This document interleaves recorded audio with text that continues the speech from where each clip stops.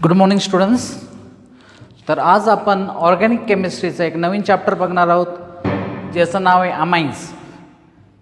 काही बुक्समध्ये असं लिहिलं असतं organic compound containing oxygen and nitrogen किंवा ऑर्गॅनिक कंपाऊंड कंटेनिंग नायट्रोजन. पण आपल्याला आता सुरुवातीला बघायचे अमाइन्स काय असतात. तर मी इथं लिहितो amines are derivative of ammonia. Amines काय असतात? Derivative of ammonia. बघा तर अमोनियाचा फॉर्म्युला काय असतो? NH3.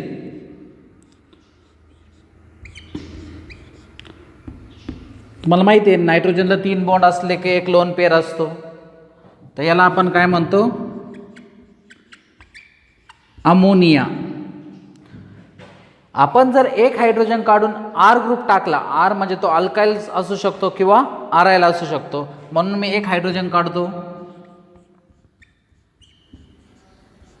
तर तो असं होणार. याला आपण 1 डिग्री अमाइन म्हणतो. काय म्हणतो आपण याला? 1 डिग्री अमाइन किंवा आपण याला प्रायमरी अमाइन पण म्हणतो. 1 डिग्री अमाइन किंवा प्रायमरी अमाइन. दुसरा बघा, जर मी 2 हायड्रोजन काढून R ग्रुप जर टाकला तर काय होणार? R N R इथं H. याला आपण 2 डिग्री अमाइन म्हणतो. काय म्हणतो आपण? 2 डिग्री अमाइन किंवा आपण याला सेकंडरी अमाइन असं म्हणतो. काय म्हणतो आपण याला? Secondary amine. जर आपण तिन्ही हायड्रोजन काढले तर काय होणार आहे? R N R इथं R. याला आपण 3 डिग्री अमाइन म्हणतो. काय म्हणतो आपण याला? 3 डिग्री अमाइन किंवा याला आपण टर्शरी अमाइन असं म्हणतो. तर काय केलं आहे आपण? अमोनियाचं एक हायड्रोजन काढलं आणि R ग्रुप टाकलं, म्हणजे आपण कोणापासून हा अमाइन्स तयार केला? अमोनियापासून. म्हणून मी इथं लिहिलं it's a derivative of ammonia. मग तुम्ही it's derivative of ammonia in which 1 or more hydrogens are replaced by R group. आणि हा R हा अल्काइल पण असू शकतो आणि हा आराइल पण असू शकतो, म्हणजे बेन्झीन रिंग टाईप सुद्धा असू शकतो. तर हे झालं general introduction of amines. Okay, आता हे अमाइन्स आपल्याला नेमकं का शिकायचं आहे? बघा, याचे जरासे युजेस सांगतो मी तुम्हाला.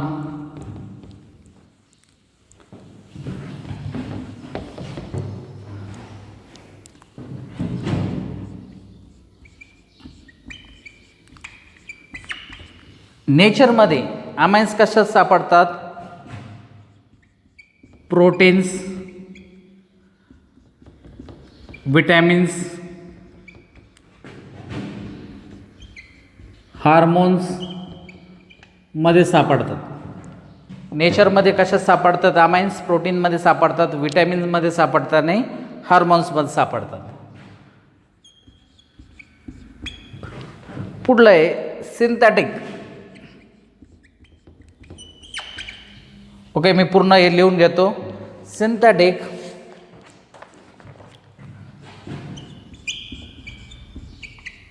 पॉलिमर डाईज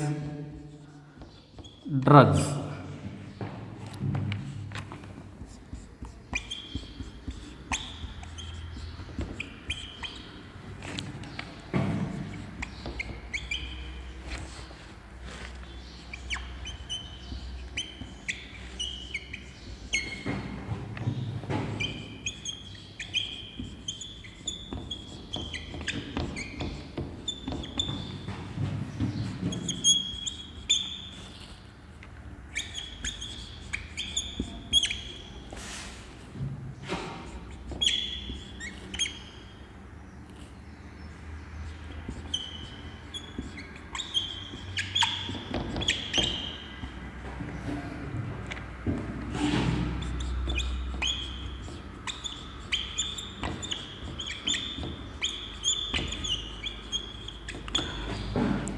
आता नीट लक्ष द्या, ही जरा जनरल इन्फॉर्मेशन आहे.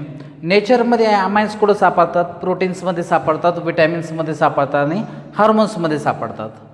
Synthetic means prepared in lab. Polymers, dies, drugs म्हणजे मेडिसिन. ड्रग्ज म्हणजे काय? मेडिसिन. आता इथं स्टार करून ठेवतो मी. हा कंपाऊंड नीट लक्षात ठेवायचा. नोवाकॅन काय असतं? एक ॲनेस्थेटिक ड्रग असतो. ॲनेस्थेटिक ड्रग म्हणजे काय? ऑपरेशन करताना डॉक्टर आपल्याला ॲनेस्थेसिया देत असतात, म्हणजे भूल देत असतात. ही ॲनेस्थेटिक ड्रग आहे. आणि कोण यूज करतं? डेंटिस्ट यूज करतात. म्हणजे तुमचं जर दात काढायचं असेल तर डेंटिस्ट काय करतात? त्या जागेला नम करतात, म्हणजे त्या जागेवर भूल देतात. दात काढायचं असेल तर तिथं इंजेक्शन देतात. ते इंजेक्शनचं कंपोनंट काय असतो? नोवोकॅन. तर ध्यानात ठेवायचं, नोवोकॅन काय आहे? एक ॲनेस्थेटिक ड्रग आहे आणि तो डेंटिस्ट वापरतात. दुसरं हे फेमस तुम्हाला माहीत असतं ना, बेनेड्रिल हे अँटीहिस्टॅमाइन असतं. आता अँटीहिस्टॅमाइन काय आहे? आपल्या स्टमकमध्ये हिस्टॅमाइन रिसेप्टर आहे. आणि हिस्टॅमाइन रिसेप्टरचं काम काय असतं? जेवल्यानंतर आपलं फूड डायजेस्ट करण्यासाठी तो HCl ॲसिड सिक्रेट करतो. हिस्टॅमाइन आपल्या स्टमकमध्ये रिसेप्टर्स आहे, ते काय करतात? स्टमकमध्ये रिसेप्टर्स आहे, ते काय करतात? HCl ॲसिड सिक्रेट करतात. मग आपल्याला फूड काय होतं? आपलं डायजेस्ट होतं. पण बऱ्याच जणांना बघा, तुम्हाला ॲसिडिटीचा प्रॉब्लेम असतो आणि एखाद्याला रेग्युलर ॲसिडिटीचा प्रॉब्लेम असता तर डॉक्टर त्याला अँटीहिस्टॅमाइन देतात. अँटीहिस्टॅमाइन म्हणजे जेवणाआधी एक टॅबलेट खायला लावतात. मग त्या टॅबलेटमुळं काय होतं? हिस्टॅमाइन रिसेप्टर संग ती टॅबलेट इंटरॅक्ट करते आणि नंतर कमी ॲसिड सिक्रेट होतं, म्हणून त्यांना ॲसिडिटीचा प्रॉब्लेम होत नाही. तर ते फेमस औषध आहे, त्याला आपण बेनेड्रिल म्हणतो. अँटीहिस्टॅमाइन आहे. आणि त्याच्यात कोणता ग्रुप आहे? टर्शियरी ॲमिनो ग्रुप आहे. त्याच्यात कोणता ग्रुप आहे? Tertiary amino group. आता आपण काय करू? या अमोनियाचं आणि अमाईनचं स्ट्रक्चर आणि हायब्रिडायझेशन बघू.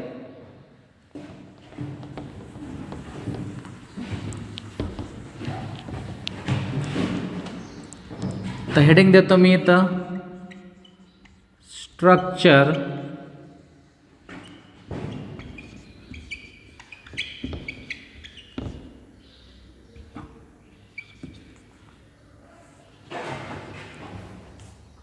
किंवा आपण डायरेक्टली असं स्ट्रक्चर्स ऑफ अमाइन्स. ओके. परत हा झाला अमोनिया, बरोबर.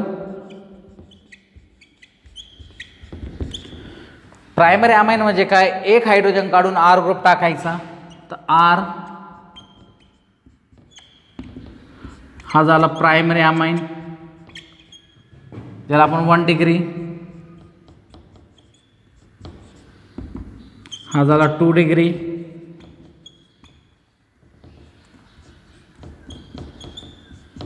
आणि हा झाला 3 डिग्री अमाइन्स. याच्यात काय करायचं आपल्याला?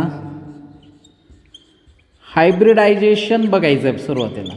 आता मला सांगा, 11th तुम्ही हायब्रिडायझेशन शिकला असाल आणि हायब्रिडायझेशनमध्ये ग्राउंड स्टेट, एक्सायटेड स्टेट हे करता करता बराच वेळ निघून जाईल.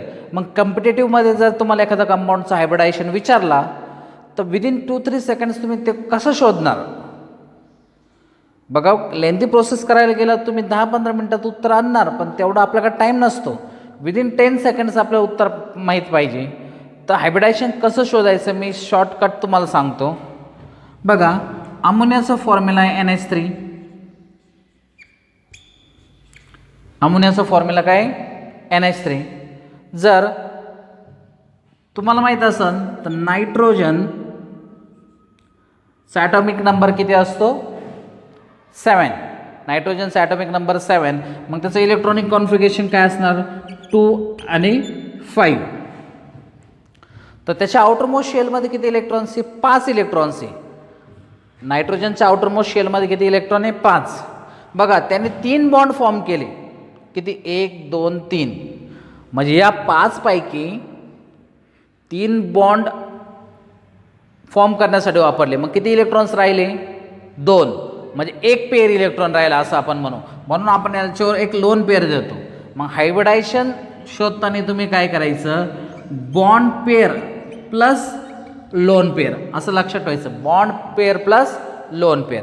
परत याच्या व्हॅलन्स शेलमध्ये 5 इलेक्ट्रॉन आहे, 5 पैकी किती बॉन्ड फॉर्म करण्यासाठी वापरले त्याने 1 2 3, म्हणजे इथं बॉन्ड पेअर किती आहे 3, आणि 2 इलेक्ट्रॉन राहिले. मी 2 इलेक्ट्रॉन, आणि मी जर म्हटलं किती पेअर ऑफ इलेक्ट्रॉन आहे तर तुम्ही म्हणाल 1 पेअर, तर 3 + 1 टोटल 4, तर उत्तर आलं 4. आता याच्यावरून हायब्रिडायझेशन कसं लक्षात ठेवायचं, ही हायब्रिडायझेशन असणार sp3, कारण 1 s आणि 3 p टोटल झाले 4. हा 4 आहे, इथं 1 s आणि 3 p टोटल किती झाले 4. इथं जर उत्तर 3 आलं असतं तर मी लिहिलं असतं sp2. समजतं ही शॉर्ट ट्रिक. किती बॉन्ड पेअर आहे ते लक्षात ठेवायचं, आणि किती लोन पेअर आहे. लोन पेअर म्हणजे सेपरेट इलेक्ट्रॉन नाही, पेअर, कारण 5 पैकी 3 बॉन्ड फॉर्म करण्यासाठी वापरले, 2 इलेक्ट्रॉन्स राहिले, 2 इलेक्ट्रॉन म्हणजे 1 पेअर, म्हणजे टोटल आलं sp3. आणि sp3 जर असेल तर जॉमेट्री काय पाहिजे, टेट्राहेड्रल. sp3 असेल तर जॉमेट्री काय पाहिजे, ओके इथं दिसत नाही आहे तर मी इथं लिहितो बघा, sp3 जर आलं तर जॉमेट्री पाहिजे टेट्राहेड्रल. दिसतंय आता, ओके जॉमेट्री पाहिजे टेट्राहेड्रल. पण याची जॉमेट्री टेट्राहेड्रल येत नाही. का येत नाही, कारण आपण जॉमेट्री बघण्यासाठी लोन पेअरचा यूज करत नाही. इथं हायब्रिडायझेशनसाठी आपण लोन पेअरचा पण यूज केला, जॉमेट्रीमध्ये आपण लोन पेअरचा यूज करत नाही. आता समजा मी टर्शरी अमाइन घेतला, म्हणजे हा R आणि हा R, हा टर्शरी अमाइन आहे बरोबर. आता हायब्रिडायझेशन काय आलं sp3, मग हा नायट्रोजन, हा एक लोप, सेकंड, थर्ड, आणि इथं झाले लोन पेअर. हे चारही ऑर्बिटल काय sp3, हा पण sp3 आहे, हा पण sp3 आहे, हा पण sp3 आहे, आणि हा पण sp3 आहे. पण इथं बघा हा लोन पेअर आहे, आणि लोन पेअर आपण जॉमेट्रीमध्ये घेत नाही. म्हणजे जॉमेट्री कोणामुळे आहे, म्हणजे 1 2 3 मुळे जॉमेट्री, म्हणजे त्याचं स्ट्रक्चर असं असेल 1 2 3. याला आपण पिरॅमिडल जॉमेट्री म्हणतो. काय म्हणतो, पिरॅमिडल. म्हणजे याची जॉमेट्री काय आहे, याची जॉमेट्री आहे पिरॅमिडल. टेट्राहेड्रल याची जॉमेट्री टेट्राहेड्रल नाही आहे. sp3 म्हणजे टेट्राहेड्रल, पण लोन पेअर जर असतं तर ते आपण जॉमेट्रीमध्ये काउंट करत नाही, म्हणून या तिन्हीमुळेच त्याची जॉमेट्री काय होणार, पिरॅमिडल. आणि टेट्राहेड्रल ज्यावेळेस असतं त्याचं बॉन्ड अँगल असतो 109 डिग्री 28 मिनिट्स, 109 डिग्री 28 मिनिट्स. पण तुम्हाला माहिती आहे हा लोन पेअर आहे आणि हा काय बॉन्ड पेअर आहे. हे लोन पेअर काय करतात, या बॉन्ड पेअर संघ काय करतात, रिपल्शन करतात. लोन पेअर काय करतात, या बॉन्ड पेअर संघ काय करतात, रिपल्शन करतात. मग हे लोन पेअर या बॉन्ड पेअरला असं खाली ढकलतात, या बॉन्ड पेअरला खाली ढकलतात. मग यांचा बॉन्ड अँगल रेड्यूस होऊन 108 डिग्री होतं. टर्शरीच्या केसमध्ये हा बॉन्ड अँगल किती होतो, 108 डिग्री. पाहिजे होता 109 28 मिनिट्स, पण तो रेड्यूस होऊन किती होतो, 108 डिग्री. म्हणजे अमोनिया आणि त्याचे डेरिव्हेटिव्ह जरी तुम्ही बघितलं प्रायमरी सेकंडरी टर्शरी, तर जॉमेट्री ही हायब्रिडायझेशन sp3च येणार आहे. आणि त्यांची जॉमेट्री काय असते, पिरॅमिडल, टेट्राहेड्रल नाही.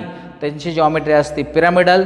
आणि बॉन्ड अँगल पाहिजे होता 109 डिग्री 28 मिनिट्स, पण तो 109 डिग्री 28 मिनिट्स नसून तो असतो 108 डिग्री.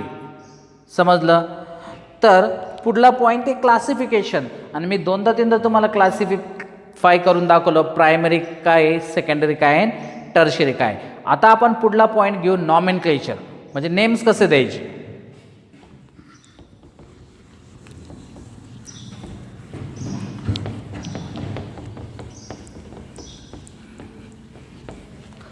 पुढला पॉईंट आपल्याला बघायचा आहे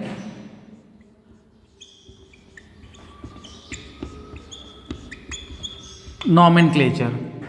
तर आपल्याकडं 2 टाईपचे नावं असतात, कॉमन नेम आणि IUPAC international union of pure and applied chemistry. Common name काय करतो आपण असं लिहितो अल्काइल अमाइन. काय लिहितो? Alkyl amine. आणि IUPAC मध्ये आपण अल्केन आणि अल्केनच्या स्पेलिंगमधला हा ई काढतो आणि काय वर्ड जोडतो त्याला? अमाइन. म्हणजे अल्केन अमाइन. Alkane amine. समजतं? तर आता आपण खूप सारे एक्झाम्पल्स बघू. प्रायमरी अमाइन हे कशासाठी आहे? Primary amine. आपण प्रायमरी, सेकंडरी आणि टर्शरीचं तिघांचं पण नॉमेनक्लेचर सेपरेट बघू. आता आपण सध्या कोणाचं बघणार आहे? फक्त प्रायमरी अमाइन. प्रायमरी अमाइन कोणाला म्हणायचं? असं आलं पाहिजे RNH2. म्हणजे अमोनियाकडे 3 हायड्रोजन असतात, त्याच्यातलं आत्तापर्यंत आपण एकच रिप्लेस केलं, आपण त्याला काय म्हणतो? Primary amine.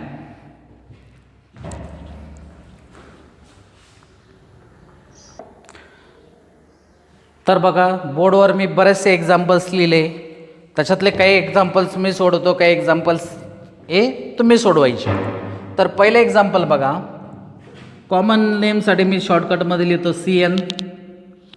काय कॉमन नेम आहे त्याचा? Alkyl amine. एकच कार्बन आहे म्हणून मिथाइल आणि हा झाला अमाइन.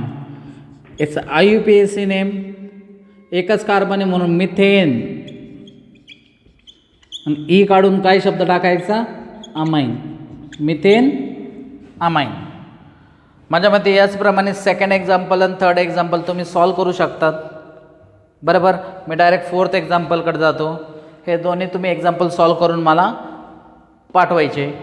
तर इथं कॉमन नेम बघा. कॉमन नेममध्ये आता जर असं स्ट्रक्चर असेल, 3 कार्बन असन आणि अशी जर CH3ची ब्रांचिंग असन, तर तुम्हाला आठवत असेल याला आयसोप्रोपाईल म्हणतो आपण. याला काय म्हणतो आपण? आयसोप्रोपाईल अमाइन. याला आपण म्हणतो आयसोप्रोपाईल अमाइन. आणि याचं IUPAC 1, 2, 3.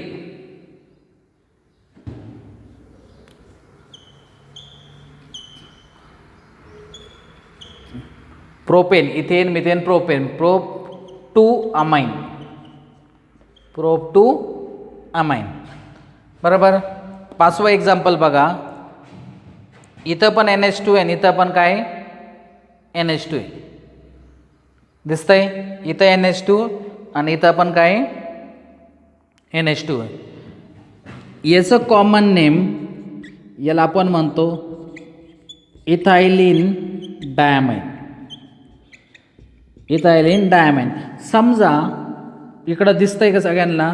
हा NH2 ग्रुप जर नसता आणि हा NH2 ग्रुप नसता तर इथं काय असतं? डबल बॉन्ड असतं. म्हणून आपण काय लिहितो? इथायलिन डायमाइन. याचं IUPAC नेम. हा फर्स्ट कार्बन, हा सेकंड कार्बन, किंवा हा फर्स्ट कार्बन, हा सेकंड कार्बन. तर आता एकापेक्षा जर जास्त NH2 ग्रुप असेल तर आपण ई काढायचा नाही. इथं बघा E should be replace by amine. पण एकच NH2 असेल तर ई काढायचा. एकापेक्षा जास्त NH2 ग्रुप जर असेल तर ई काढायचं नाही. तर त्याचं IUPAC नेम कसं लिहायचं बघा. 2 कार्बन म्हणजे इथेन. आणि मी आता ई काढणार नाहीये. का काढणार नाहीये? कारण NH2 मला 2दा दिसतात. ई काढत नाही मी. इथं 1,2 डायमाइन. 1,2 डायमाइन. तर नाव काय झालं? Ethane 1,2 diamine. बघा पुढला एक्झाम्पल.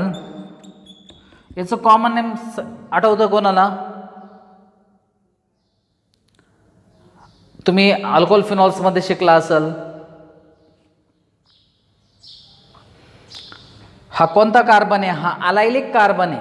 अलायलिक कार्बन म्हणजे असा कार्बन ज्याच्यावर सिंगल बॉन्ड आहे पण पुढे जाऊन तो डबल बॉन्डला अटॅच आहे. NH2 अशा कार्बनला अटॅच आहे, तो sp3 आहे पण पुढे जाऊन तो sp2 ला अटॅच आहे. म्हणून याला आपण अलाइल अमाइन म्हणतो किंवा अलायलिक अमाइन म्हणतो. याचा IUPAC नेम आता मी रफ करतो. याचा IUPAC नेम आता NH2 ग्रुप असेल तर डबल बॉन्ड असेल तर NH2 ग्रुप या साईडला आहे, डबल बॉन्ड या साईडला आहे. तुम्ही जर IUPAC नेम नीट शिकला असाल तर त्याच्यात प्रायोरिटी दिलेली असते आणि प्रायोरिटी ग्रुप डबल बॉन्डपेक्षा NH2ला येते. म्हणून आपण इथून नंबरिंग स्टार्ट करणार 1 2 3. 3 कार्बन म्हणजे काय, आता डबल बॉन्ड आहे म्हणून प्रोप 2 ENE. प्रोप 2 म्हणजे सेकंड कार्बनवर काय डबल बॉन्ड आहे ENE, पण एक फर्स्ट कार्बनवर काय NH2 ग्रुप आहे आणि E should be replace by amine, पण फर्स्ट कार्बनवर आहे म्हणून 1 अमाइन. प्रोप 2 ENE लिहिलं कारण डबल बॉन्ड आहे, पण आपला रूल आहे E should be replace by word amine आणि त्या कार्बनची पोझिशन दाखवली तिथं. हा कंपाऊंड सगळेच लिहू शकतात. हा कंपाऊंड याचं कॉमन नेम काय बोला, याचं कॉमन नेम आहे ॲनेलिन आणि याचं IUPAC नेम बघा. IUPAC नेम काय पाहिजे होतं याचं, बेन्झीन आणि बेन्झीन ई काढून काय पाहिजे होतं अमाइन, बेन्झाअमाइन. पण ॲनेलिन इतकं फेमस नाव झालं याचं, ॲनेलिन इतकं फेमस नाव झालं का IUPAC नेमनी पण त्याला ॲक्सेप्ट केलं, तर याला ॲनेलिनच म्हणतात. बेन्झीनचा ई काढून अमाइन टाकलं तर बेन्झाअमाइन. काही बुक्समध्येच दिलेलं आहे, म्हणजे ऑप्शनमध्ये जर ॲनेलिन असेल तर तुम्ही ॲनेलिन टिक करायचं, पण ऑप्शनमध्ये ॲनेलिन नसून जर बेन्झाअमाइन असेल तर बेन्झाअमाइन पण करेक्ट आहे. पण ॲनेलिन इतकं फेमस झालं का ते बेन्झाअमाइन म्हणण्यापेक्षा त्याला ॲनेलिनच म्हणतात. आणि हे शेवटचे 2 एक्झाम्पल्स आहेत तुम्हाला होमवर्कसाठी. तर इथं आपण प्रायमरी अमाइनचं नॉमेनक्लेचर कसं करायचं हे शिकलो. समजलं, प्रायमरी अमाइनचं नॉमेनक्लेचर कसं करायचं. आता आपण बघू सेकंडरी अमाइन.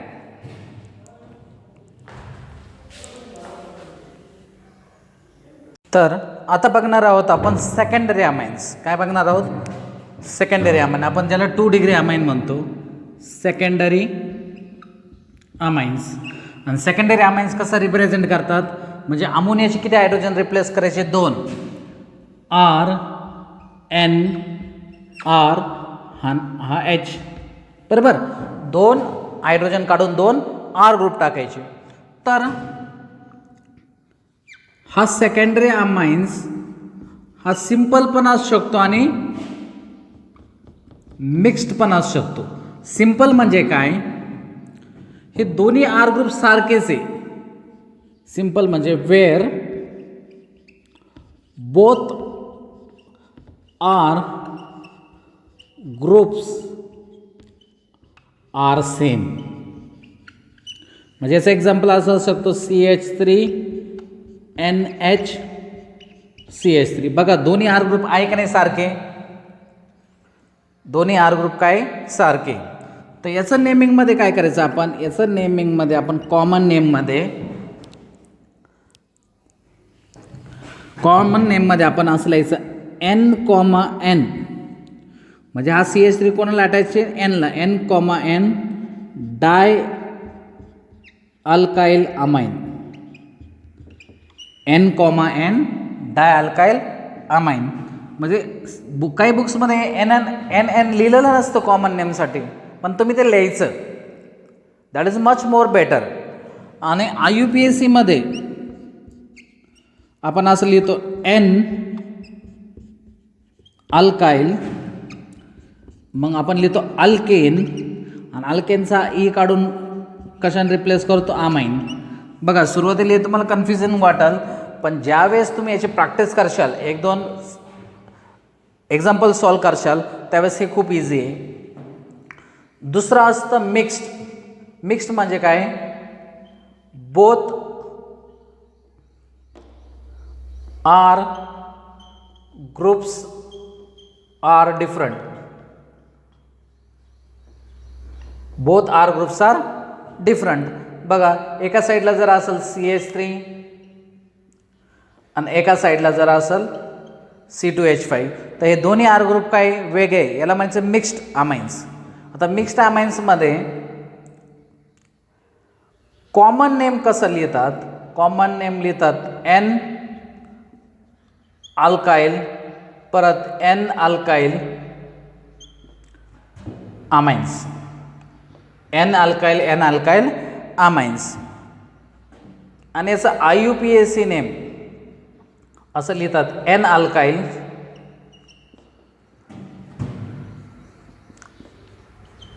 अल्केन, आणि ई काढून काय टाकतात वर्ड अमाइन्स. फक्त हा अल्काइल ग्रुप स्मॉलर पाहिजे. हा अल्काइल ग्रुप कसा पाहिजे? स्मॉलर पाहिजे. तर आता मी काही एक्झाम्पल्स घेतो. बघा या साईडला दिसतंय का? एक मिनिट मला बघू द्या. ओके दिसतंय.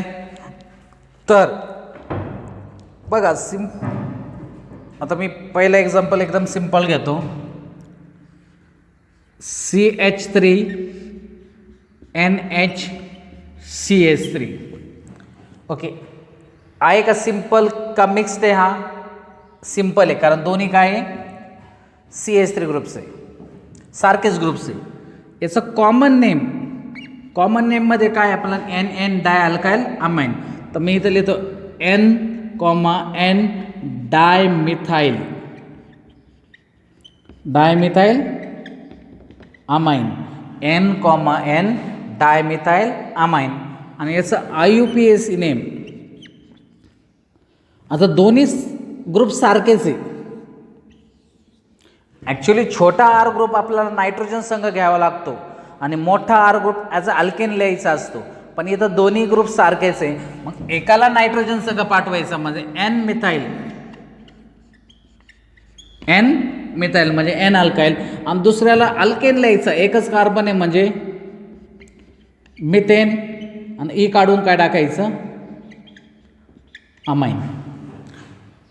N methyl methane amine. बघा सेकंड एक्झाम्पल. आता मी काय करतो, एका साईडला CH3 लिहितो आणि एका साईडला C2H5 लिहितो. म्हणजे हा झाला का नाही मिक्स्ड. आणि मिक्स्डमध्ये कॉमन नेम कसं लिहिता बघा? कॉमन नेम लिहितात N अल्काइल अमाइन. मग N, आता इथं मिथाइल आहे, इथं इथाइल आहे. अल्फाबेटिकल ऑर्डरमध्ये कोण पहिलं येतो? इथाइल. म्हणून N इथाइल, N मिथाइल, आणि नंतर अमाइन. समजलं? N अल्काइल अमाइन म्हणजे N ethyl, N methyl amine. आता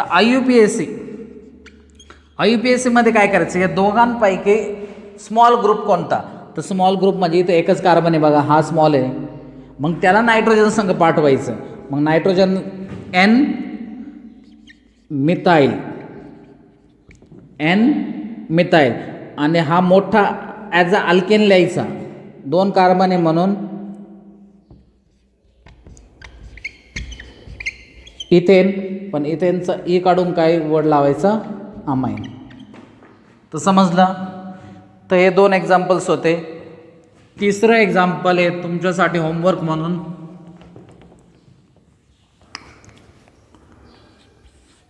C6H5NHC6H5 हे तुमच्यासाठी होमवर्क म्हणून घ्या. ओके, तर आपण आता सेकंडरी अमाइन एकदम डिटेलमध्ये बघितले. याचे फार काही एक्झाम्पल्स नसतील, पण सेकंडरी अमाइन्स म्हणजे काय हे सगळ्यांना समजलं. आणि सेकंडरी अमाइनमध्ये मिक्स पण असू शकतो आणि सिंपल पण असू शकतो. सिंपल जर असेल तर NN डाय अल्काइल अमाइन त्याचं कॉमन नेम, त्याचं IUPAC name N alkane amine.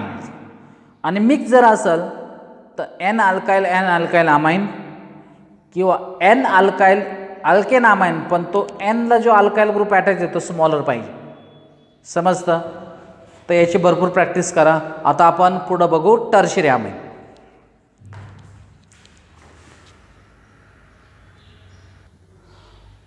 Okay, टर्शरीच्या केसमध्ये आपण डायरेक्ट एक्झाम्पल घेऊन समजू. जसं सेकंडरीच्या केसमध्ये होतं तसंच टर्शरी केसमध्ये.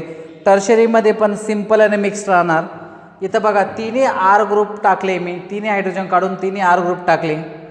हा CH3, हा CH3, हा CH3 सगळे सारखे म्हणून हा सिंपल, हा C2H5, हा C2H5, हा C2H5 म्हणजे हा पण सिंपल, C2H5 CH3 CH3 म्हणजे हा झाला मिक्स्ड, C2H5 C2H5 हा झाला CH3, दोन्ही सारखेच झाले का? चौथा एक्झाम्पल नाही, 2 C2H5 इथं, हा पण मिक्स्ड, CH3 CH3 आणि बेन्झीन रिंग म्हणजे हा पण मिक्स्ड आहे. त्याच्यातले 1-2 एक्झाम्पल मी तुम्हाला सोडून दाखवतो, बाकी तुम्हाला सोडवायचं. बघा याच्यात काय फॉलो करायचं, आपण सेकंडरीसाठी जशी नेमिंग केली ती तीच फॉलो करायची. तर कॉमन नेम सगळे CH3 मग मी लिहू का N, 3 वेळेस, कारण ट्राय मिथाइल अमाइन म्हणजे N, ट्राय अल्काइल अमाइन, तसं ट्राय मिथाइल अमाइन. बघा बऱ्याचशा बुक्समध्ये N कॉमनसाठी लिहिलेलं नाही आहे, पण मी तुम्हाला सांगतो ते जास्त बेटर आहे लिहिण्याचं. आणि याचं IUPAC नेम, तर मी काय म्हटलं, स्मॉलर ग्रुप हा नायट्रोजन संग पाठवायचा, पण इथं सगळे ग्रुप्स R ग्रुप सारखेच आहे, मग हे 2 आपण नायट्रोजन संग पाठवू. मग मी लिहितो N, डाय मिथाइल, 2दा आहे म्हणून डाय मिथाइल मिथेन आणि नंतर वर्ड अमाइन. म्हणजे IUPAC मध्ये जर 2 N दिसलं तर 100% तो टर्शरी. IUPAC मध्ये एकच N दिसला तर प्रायमरी, आणि IUPAC मध्ये Nच दिसला नाही तर तो परत सांगतो, IUPAC नेममध्ये जर 2 नायट्रोजन दिसले N, तर तो टर्शरी असतो. एकच N दिसला तो सेकंडरी असतो, एकही N दिसला नाही तर तो प्रायमरी असतो. आणखीन एक सॉल्व करून दाखवतो. बघा इथं तिन्ही ग्रुप सारखेच आहे. आता हातच तुम्हाला सॉल्व करता येऊ शकतो. आता हा बघू आपण, याचं कॉमन नेम N, पहिलं हे 2 काय आहे, सारखे ग्रुप आहे, हा वेगळा आहे C2H5, पण IUPAC नेम काय सांगता, अल्फाबेटिकल ऑर्डर फॉलो करायचं. मग N ethyl, N, dimethyl amine, आणि याचा IUPAC काय सांगतं, smaller R group should go with nitrogen, तर हे दोन्ही स्मॉलर आहे म्हणून मी इथं लिहिणार N, डायमिथाइल, बिगर R ग्रुप C2H5 म्हणजे 2 कार्बन आहे म्हणून इथेन, आणि E काढून वर्ड अमाइन. दिसले 2 नायट्रोजन दिसले तर टर्शरी शुअर. ओके, आता हा तर जमू शकतो तुम्हाला. हा बघू आपण, कॉमन नेम Nला काय अटॅच आहे, बेन्झीन रिंग अटॅच आहे, पण बेन्झीनचं एक हायड्रोजन काढल्यानंतर आपण बेन्झाईल नाही म्हणत आहे, आपण फिनाईल म्हणत असतो. आपण बेन्झीनचं एक हायड्रोजन काढल्यानंतर त्याला फिनाईल म्हणतो. पण इथं काय करायचं, आता आपण N, डायमिथाइल, 2दा काय मिथाइल ग्रुप आहे, आणि तुम्हाला माहिती आहे 2 CH3 नसते आणि त्या जागेवर जर 2 हायड्रोजन असतात तो काय झाला असता, ॲनिलीन झाला असता. तर याचं नाव असतं N, डायमिथाइल ॲनिलीन. आणि तुम्हाला माहिती आहे ॲनिलीन हे इतकं फेमस नाव आहे का ते IUPACना पण काय केलेलं आहे, ॲक्सेप्ट केलं आहे. तर याचं IUPAC नेम पण तेच येणार, N, डायमिथाइल ॲनिलीन, किंवा मी ज्याप्रमाणे म्हटलं तुम्हाला N, डायमिथाइल, आणि याच्याकडे कार्बन जास्त आहे ना, 1, 2, 3, 4, 5, 6 कार्बन आहे म्हणून हा मोठा ग्रुप आहे, म्हणून याला बेन्झीन, आणि बेन्झीनचा E काढून काय टाकायचं, वर्ड अमाइन. पण ॲनिलीन इतकं फेमस झालं का बेन्झामाइन आपण म्हणत नाही, पण ऑप्शनमध्ये बेन्झामाइन असेल तर ते पण करेक्ट आहे. तर बाकी एक्झाम्पल्स तुम्ही सॉल्व करायचे. आता आपण काय करू, सम स्पेशल एक्झाम्पल्स घेऊ. प्रायमरी सेकंडरी आणि टर्शियरीचे मिक्स काय करू आपण सम स्पेशल एक्झाम्पल्स घेऊ.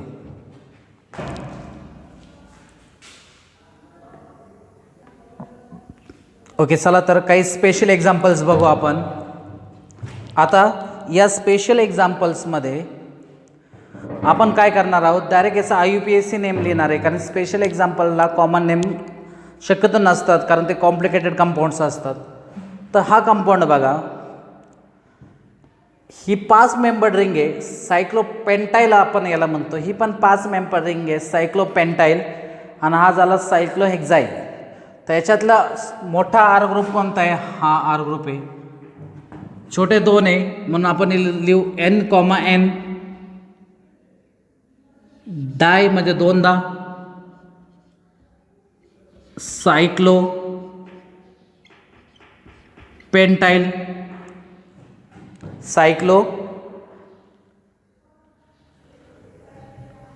सायक्लोपेंटाईल. मग नंतर ही किती मेंबर रिंग आहे, 6 मेंबर रिंग आहे, म्हणून याला लिहायचं सायक्लोहेक्झेन. आणि E शुल be replace by word amine. तर हा एक्झाम्पल तुम्ही मला सॉल्व करून दाखवू शकतात. हा सोपा आहे. हा इथं बघा, हा पण टर्शरी, कारण 3 आर ग्रुप दिसतात. हा पहिला आर ग्रुप, हा दुसरा आर ग्रुप, आणि हा तिसरा आर ग्रुप. तर बिगर आर ग्रुप हा आहे म्हणून आपण याला अल्केन म्हणून लिहू.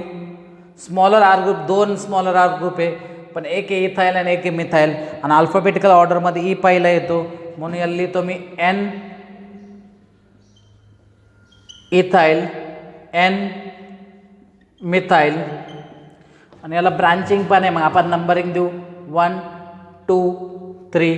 3 म्हणजे प्रोपेन, प्रोप ANE, ई काढून सेकंड कार्बनवर आहे म्हणून तिचं नाव असं येणार N इथाईल, याच्यासाठी N मिथाईल.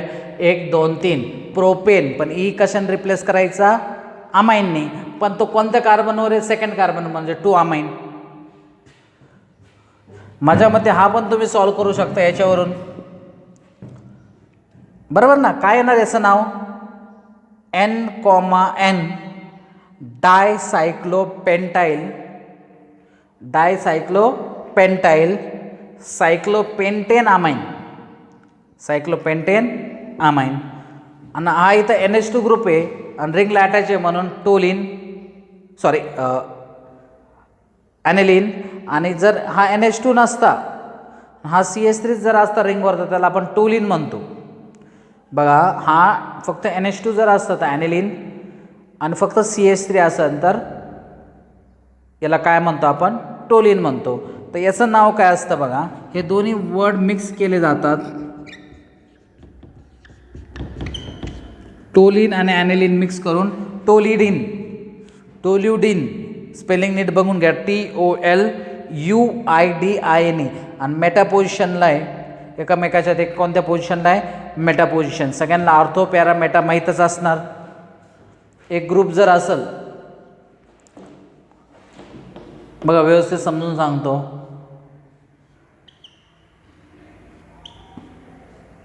हा जर ग्रुप असेल त्याचं एक्झॅक्ट अपोजिट पोझिशन असते पॅरा, त्याच्या शेजारच्या पोझिशन असतो ऑर्थो, आणि ह्या पोझिशन असतात मेटा.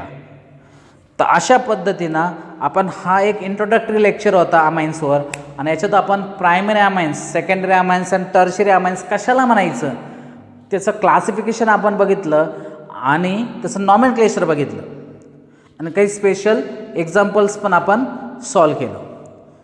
बघा विद्यार्थी मित्रांनो, मी ज्यावेळेस तुम्हाला फोन केला होता त्यावेळेस असं आढळलं का बरेचसे जण व्हिडिओ बघत नाही आहे, आणि सध्या ते फक्त मॅथ्स आणि फिजिक्स करतात आहे. पण मी फोनवर तुम्हाला सांगितलं फक्त मॅथ्स आणि फिजिक्स तुम्हाला सिलेक्शन देणार नाही आहे, तुम्हाला केमिस्ट्री पण करावंच लागणार आहे. कधी ना कधी तुम्हाला ते करायचं आहे, आणि तुम्ही जर असं पेंडिंग ठेवलं तर ते कवर होत नाही.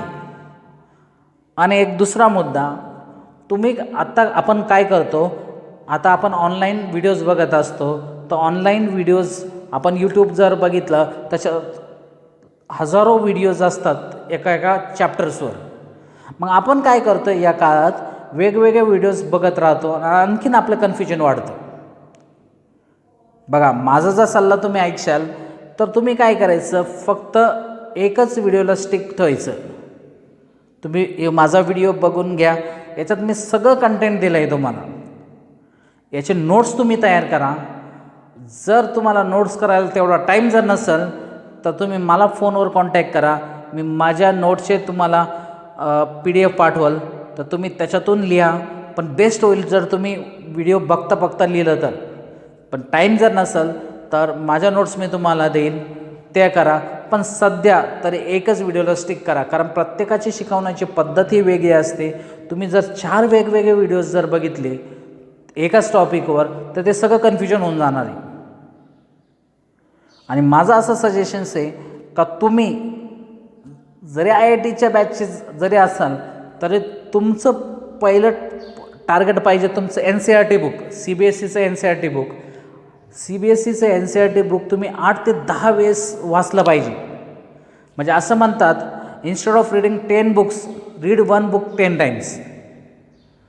10 वेगवेगळे बुक रेफर करण्यापेक्षा एकच बुक 10 वेळा वाचा. म्हणजे NCERT बुक हे तुमचं बेसिक माहीत पाहिजे, बेस आहे तुमचं. तिथं तुम्हाला ते NCERT बुक केलंच पाहिजे. कोणतीही कॉम्पिटेटिव्ह एक्झाम असू द्या, नीट असू द्या, JEE असू द्या, ॲडव्हान्स असू द्या, हे NCERTला बेसच धरून तयार केलं जातं. मग NCERTचं एक बुक झालं. दुसरं कोणतंही एक बुक तुम्ही MCQसाठी रेफर करा. आणि हायर लेवलचे जर काही कन्सेप्ट असेल त्यासाठी एक बुक रेफर करा. आणि तिसरी गोष्ट, तुम्ही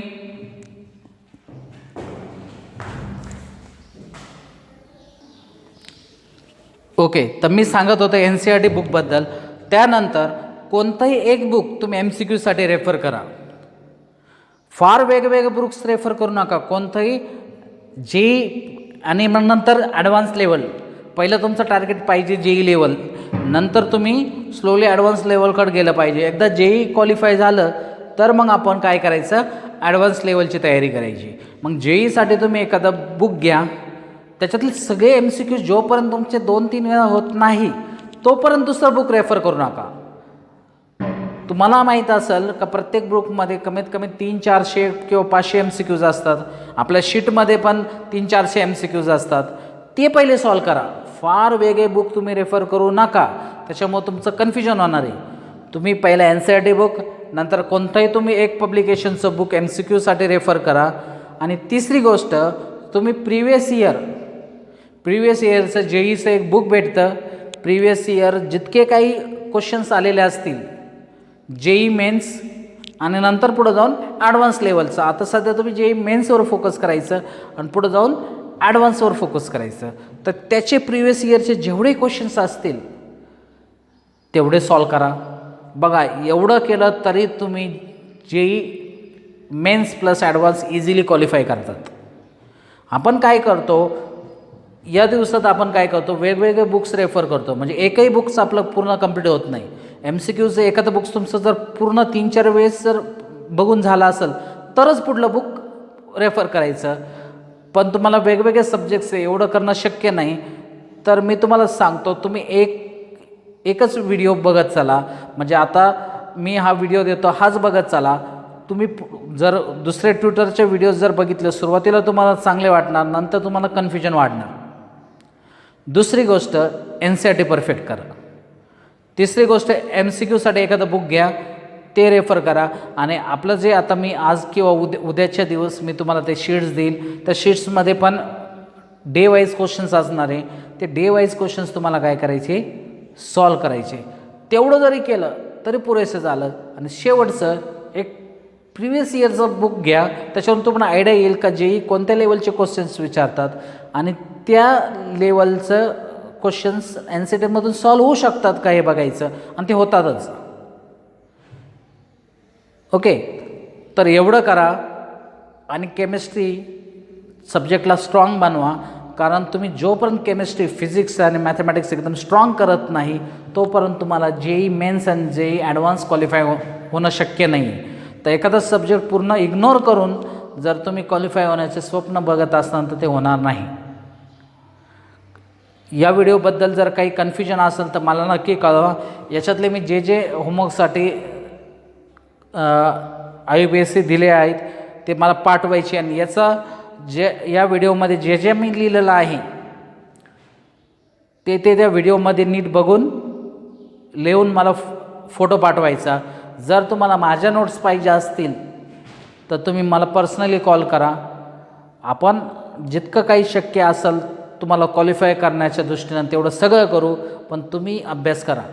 कारण तुम्ही बोर्ड किंवा दुसऱ्या लेवलचे स्टुडंट नाही, तुम्ही IIT लेवलचे स्टुडंट आहे. तुम्हाला अभ्यास करा हे सांगणं चुकीचं आहे. तुम्ही ते केलंच पाहिजे. तुम्ही IIT लेवलला आलात तर तुम्ही ते केलंच पाहिजे. IIT जरी एक्झाम टफ असेल तर आपण त्याच्यापेक्षा टफ पाहिजे. बरोबर आहे, ही साधीसुद्धी एक्झाम नाही आहे.